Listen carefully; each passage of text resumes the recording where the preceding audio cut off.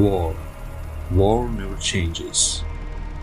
When game developer and scholar Schell released his seminal book, The Art of Game Design, his take on the game mechanics claimed its place in the game design literature. His contribution to the field proved to be important as it shed light to the inner workings of a crucial aspect of game design. In his book, Schell examined the mechanics under 6 subcategories.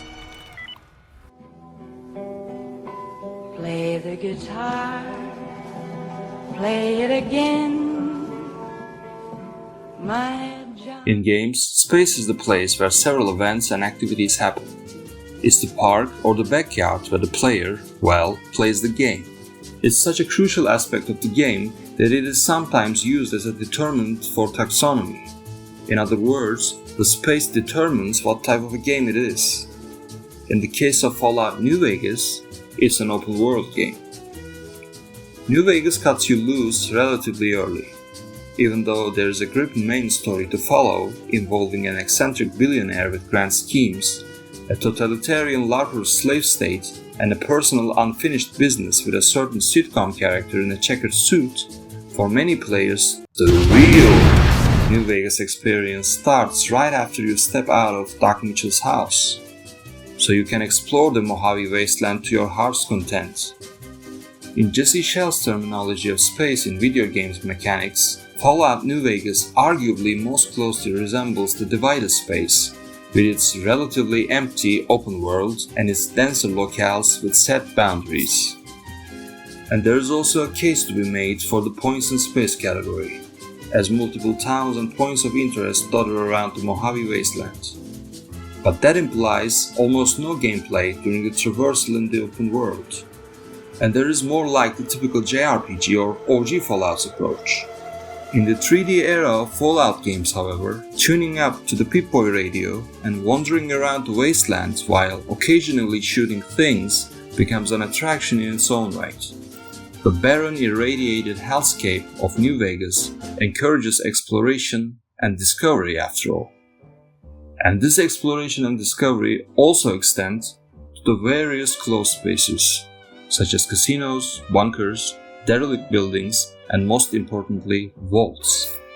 These places are obviously important for gameplay scenarios, but they are also crucial elements for world building and environmental storytelling.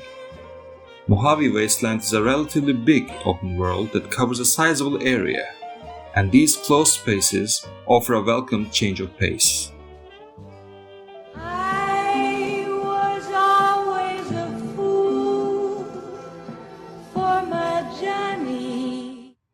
New Vegas has tons of objects that are interactable in some shape or form. One quick glimpse at your trusty Pip-Boy can be a testament to that. And that doesn't even cover the objects that can't be carried away in your inventory. Yes, you can gobble up almost anything that isn't nailed down, but there are also things that you can interact with in a different way. And I'm not talking about the usual Bethesda Game Studios physics tomfoolery. I'm talking about the NPCs. Now bear with me on this one because I'm not one of those Kaiser freaks that sees people as property. But I guess for science reasons, our guy Jesse Schell sees them as game objects. In that regard, they offer even more interactivity than your good old junk. Boone not only will help you take down Legion scum, but can also turn on you if you let him down. You can betray Cass and turn her into a green goo. You can make Veronica abandon her Brotherhood brethren. Or you can give Raoul a fancy outfit. As for the attributes and states, Schell defines them as inherent or changeable qualities and quantities. Your courier's special abilities are attributes, but his or her health, radiation levels, or equipment load are states. You can, or rather will, change them constantly during your gameplay session. But you cannot change how dumber the mastermind and brain tumor patient Kaiser is from this certain mole rats. That's his attributes. Like the one they call Johnny Guitar. In Fallout New Vegas, there's a lot of action going on. And many of them are things that you can partake in.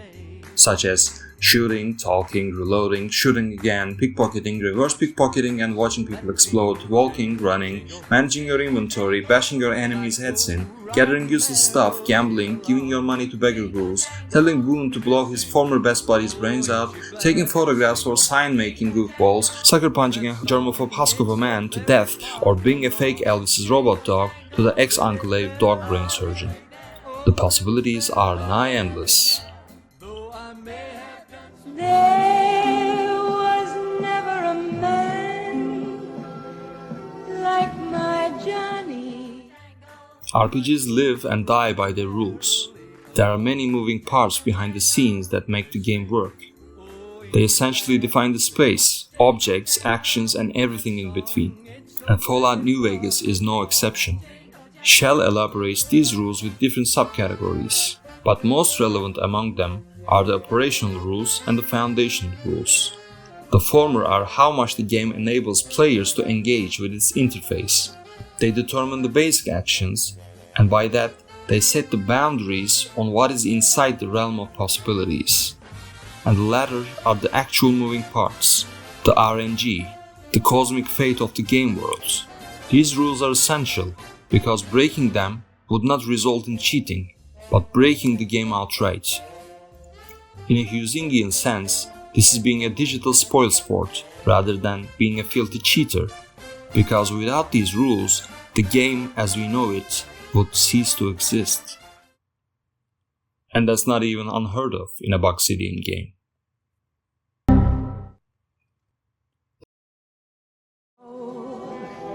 But you're so warm inside.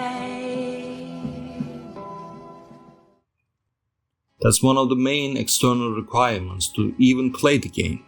There are certain physical, mental, or even some cases social faculties essential to the game for not only to be competent at the game, but to engage in it in the first place.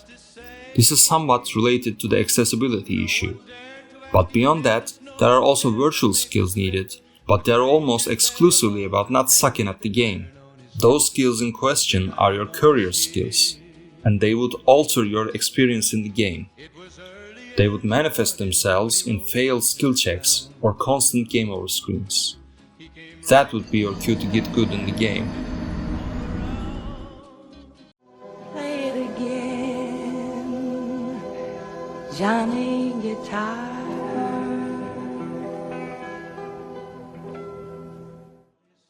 The notion of chance in video games is one of the most important aspects that separates the medium from other visual media. Games owe some of their interactivity to the chance factor, because it introduces a hint of unpredictability to an otherwise partially curated experience. This, of course, goes for Fallout New Vegas 2, and it's thematically fitting as well.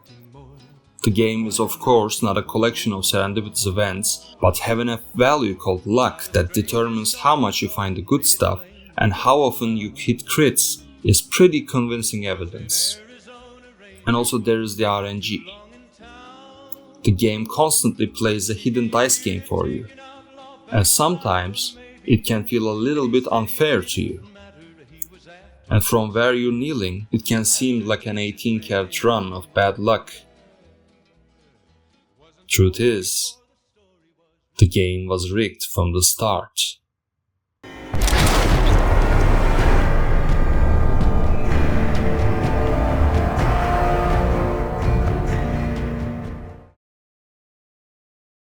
Play it again, Johnny Guitar.